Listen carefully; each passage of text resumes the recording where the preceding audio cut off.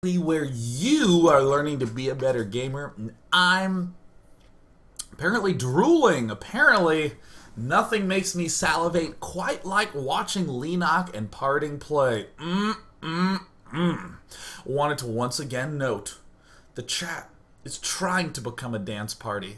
It succeeded in part number 1, but the most ban-happy, ban-hammer-wielding badass of them all, Ravager, has arrived to the scene. Who is Ravager? He is the only mod standing. Oh my god. This is gonna be... I'm literally watching thousands of bans happen. Figuratively. Few things tickle me as much as using the word literally completely figuratively. It is literally like 1,000,000 degrees in here. What a wonderful tool the word literally is. In part number 1, we saw Parting doing a nice push. Let's actually come back and look at the resource panel. We see that he's at 86 of 92, Leenock at 127 of 150. And if we come to the unit station, we see that it's not as roach heavy as we might think. Anytime Zerg gets ahead, people tend to go, oh, roaches, they're heavy on food, roaches, roaches. But in actuality, Leenock just has a lot of stuff. Parting does not have a lot of stuff. However, I don't know how much I like my use of this term, but I'll still use it anyways. Parting is doing a broad kind of shaping of his opponent's play. And this is something that a lot of nice timing attacks do, is it shapes your opponent in some compositional mixture. If I build Colossus, it can shape the Terran into building a little bit more of the Viking stuff, into cutting back on the Ghost production early on. I have shaped him. And likewise, Parting has shaped his opponent into a essentially roach defense. This push is very weak if I just do it blindly, because what if he's going Ling Baneling? What if he is going Hydralisk? Oh god, if he's going Hydralisk. Jeez. I'm actually going to be the first to say it. Hydralisks are so good. They're so good. Now that might sound stupid because Hydralisks are awful, but let me clarify. There are things that get sort of...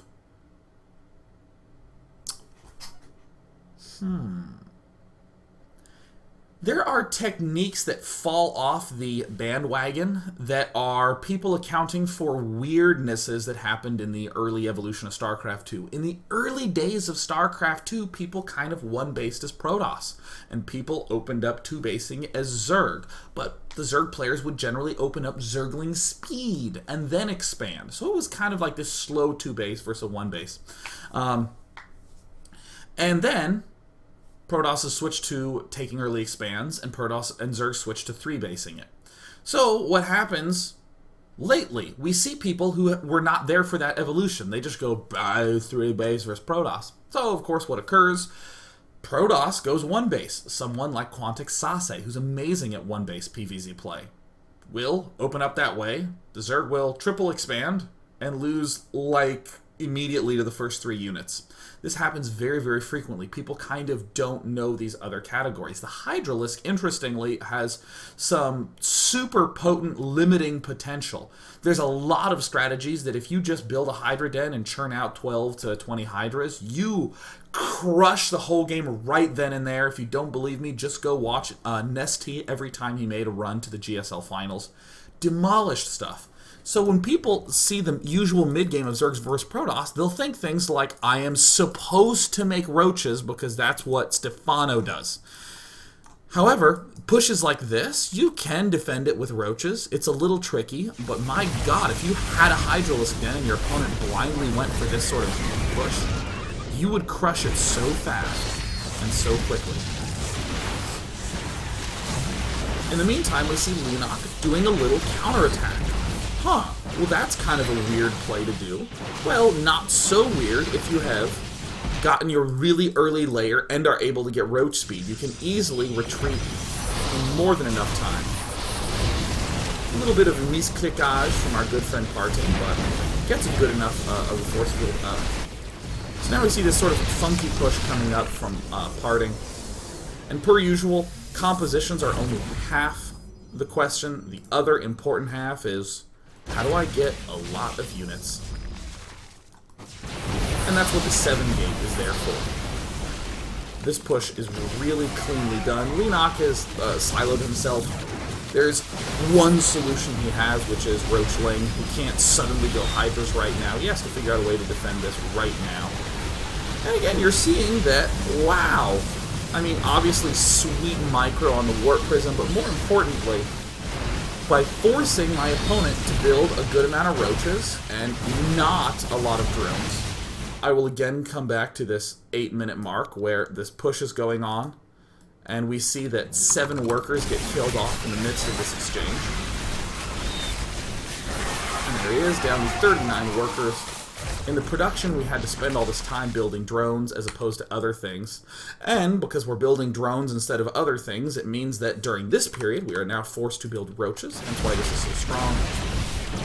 And haha, Parting is now pushing his way to victory. And in a much Parting style, not building probes during this attack. Parting is very responsible about building only workers or devoting time only to attacking. Opponent who's only to attacking. Kind of a funky little catch-up game that he plays. But eventually it is too much. And this is kind of typical of the way a lot of attacks work in this matchup. We can kill off a base, but we don't really get the kill. So now both players are in a weird and bad situation.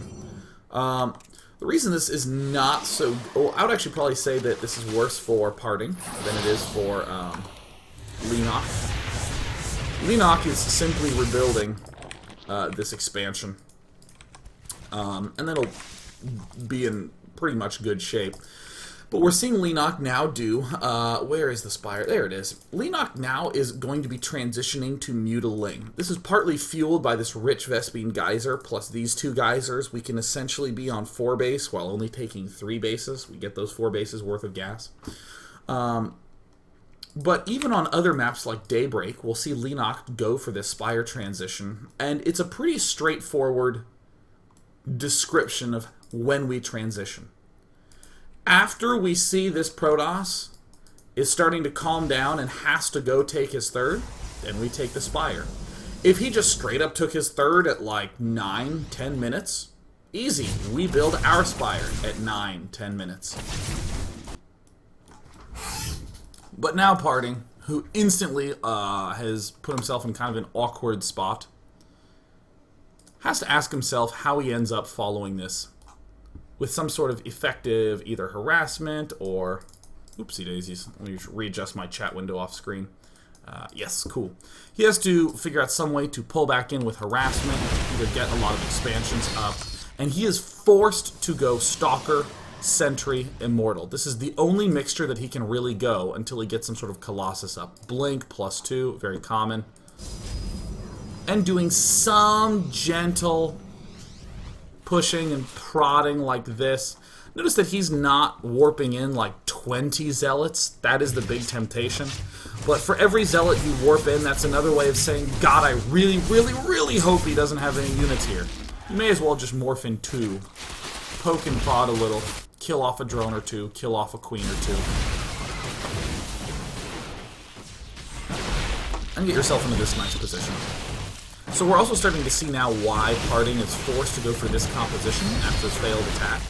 Not only does he just have the gateways here and he's ready to go, but also his opponent could be going Roach, could be going Ling, could go, I think most importantly, those other weird 2, Ling, Baneling, or Hydralisk. And to be able to deal with those, obviously wants to be able to get a Colossus up. Doesn't have the Colossus tech, but needs to get those sentries and stalkers up to deal with those very, very brutal mixtures. If we decide that we want to do something like build a lot of speed zealots. Speed zealots, interestingly, are quite... I'm going to say this, and this is only true if you're macroing well. Speed zealots are pretty damn good against roaches. They're pretty damn good against roaches. Roaches are amazing against slow zealots, but once the zealots get speed, I mean, especially Zealot Archon, works surprisingly well against just roaches. But it's those weird two, the Banelings and the Hydralisks, that give us a huge amount of problems. So that's why this ends up working out. So Leenock now transitions into his Muta. And here's where we see Leenock become just weird and cool. He is the only Zerg player I've really seen who goes for this Mutalisk-based style and doesn't just mass Mutaling expand. He goes for the Baneling Nest. I love this! I love this! Oh, God. Banelings are just so... Okay. So I just want you to think about how a Protoss player responds to Mutalisks. By blinking forward. If you have your Banelings nicely positioned, and he blinks forward to chase down the Mutalisk, suddenly you have a whole bunch of Stalkers out in the middle of a vulnerable location where the Banelings can just roll right on up and do some sick damage. Very, very clean way to deal with those Stalker troops. Or just more basically, we are going Mutalisk, forcing him to build a lot of Stalkers, and Stalkers are just not good at killing off Banelings quickly. So sick. So sick. And per usual, Parting is going to respond in the most reasonable way. If I see Mutalisks, I will just go for the Templar Archives ASAPly. Pylons to pepper the map. Baneling speed continues to be constructed. But Parting, by those two pushes, kind of whiffing at the start of the game. I mean, they did some damage, but they didn't do, like, some game-crushing damage. Parting is basically stuck here until he gets maxed. Or until he gets close to maxed. He just can't afford to move out. The only edge that he has is these sentries and these small, cramped locations. He knows that a Max Roach army he can deflect, but other than that, he's going to be in a little bit of a rough zone.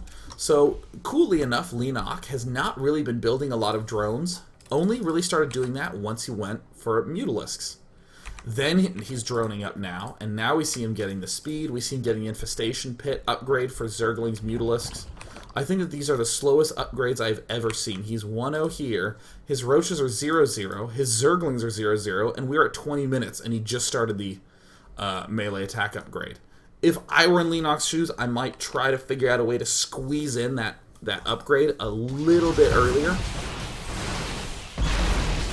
By the way, notice how this blink forward makes the Stalkers very vulnerable to something like a Baneling crash.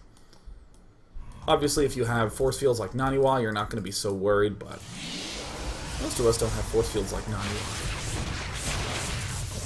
So now begins the awesome counterattack aggro play from Leenock, and he's not just doing this Roach style play, or just doing the Mutalisk Ling style stuff. He's also doing mixing in some Roaches there. I like the target fire on the Robo to ensure that there is both no observers for good sight range, but also the no Colossus, also the no Warp Prism are some pretty significant factors as well.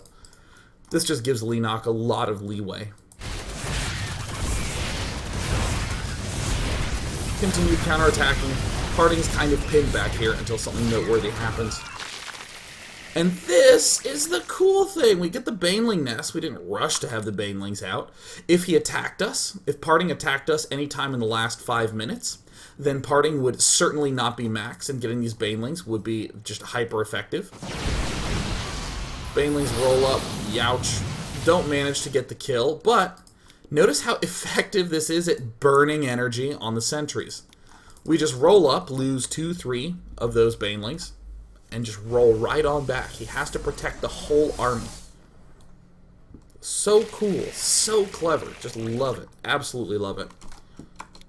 And now Leenock is kind of doing the standard, where the hell is the Hive? There it is. There's the Hive coming up. Transition into Broodlords. And right now Parting is just doing his best to defend. I don't even really want to talk that much about the way that Parting can attack later on down the road. The more important thing is this defense and what makes it so hard. If you whip the force fields even a little bit, the Banelings just do such massive damage.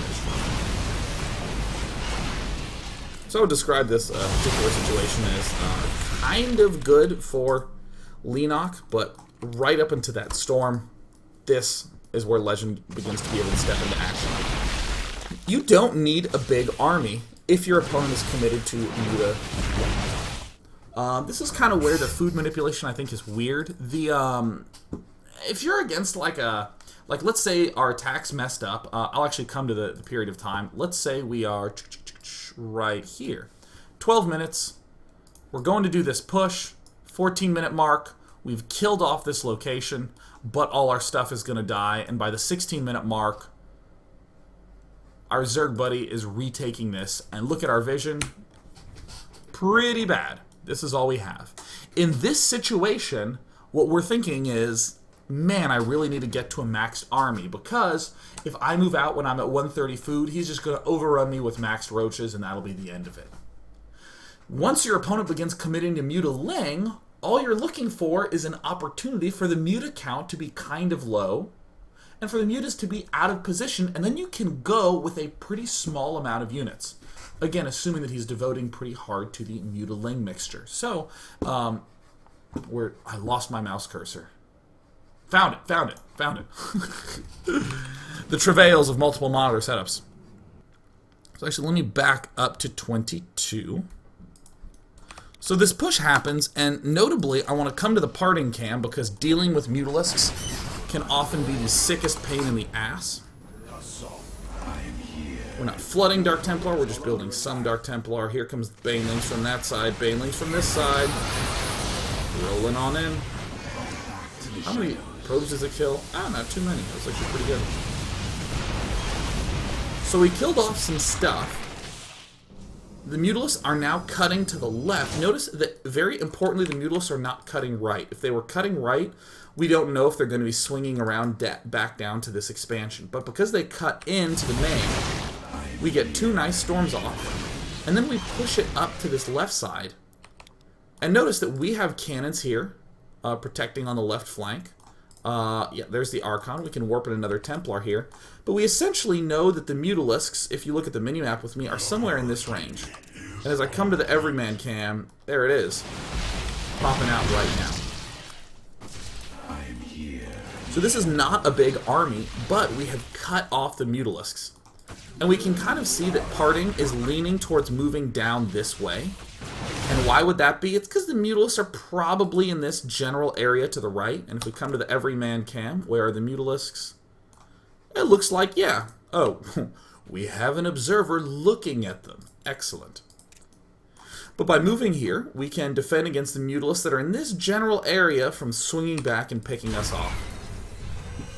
This is, I guess I call a dynamic timing. This is not just we push when we hit X food. It's we push because his Mutalisks retreated back this way and we killed off a good amount of ground. So this location, Parting is exploiting because he can blink Stalkers up here, leave the sentries on the low ground, do things like force field around the Stalkers, blink back down. This is a nice thing to exploit. But I want you to note that Parting literally can walk from his third base to there. No problem at all. However, what path did Parting take? Well, he went up here, and then he kind of cut up like this, and then he kind of cut back down, and then he kind of went here. If we back up, it's like these sorts of positional things that makes Parting just so clever. On this map, we pretty much say, here is a location that we want to exploit to pick off this third. This is a good spot. And then we let the Mutalisks dictate how we wiggle there. Okay, well, I have to move north to pick off the Mutalisks that are somewhere here. Okay, there they are. And I'm going to continue to cut right because I want to try to keep his Mutalisks sort of zoned over to the left where all my cannons are. And now I can begin working at this expansion. So, essentially, to restate for other maps that you're probably not going to be playing on a spaceship anytime soon. On other maps, just knowing where the good vulnerable locations are that you want to be hitting, and then trying to wiggle your way there based on where you see the Mutalisks. Some cool storming, and of course, because the majority of our units are here at the right, we expand down to the bottom right. It's the most defended location based upon the positioning of our army. So I think Leenock I'm kind of torn on what Leenock did here. He transitioned into Muta Baneling, and then when he started to lose Mutas, went to Roach Infestor to try to deal with this mixture. I'm really torn on that. It's like, I understand the logic of it. If we build a lot of Mutalisks, he's not going to be building a lot of anti-Roach type stuff. He's largely going to have to focus on Blinkstalkers and High Templar, which are, you know, Blinkstalkers are good against Roaches, but the High Templar, they're not as, I think, equipped to deal with Roaches as Sentries and Colossi are. But even so, I mean, Parting just made sure that he had these Immortals up really early, and we can clearly see why Immortals are good. 21 kills, 11 kills, 18 kills. I think this is the one reason why this push is performing so well. And of course, we see the eventual wind-up with the Brood Lords, but I probably would have leaned towards largely Zergling production instead of largely Roach production, because could deal with the Blinkstalkers a little bit better, maybe, but more importantly, it frees up all our gas to get a lot of Brood Lords instead of just 3. So pretty slick game by Patingu. So we are going to go on to part number 3, despite that game being done. Because, remember, there were 2 cool Parting Leenock games that we got the chance to see. And we're going to look at the second one. So let me go ahead and get that replay loaded. Daybreak. And we're going to look at kind of a cool finish to a game. So we're going to go to a break. When we come back, one more ultra-fast look through at another Parting Leenock game. Holla! Holla!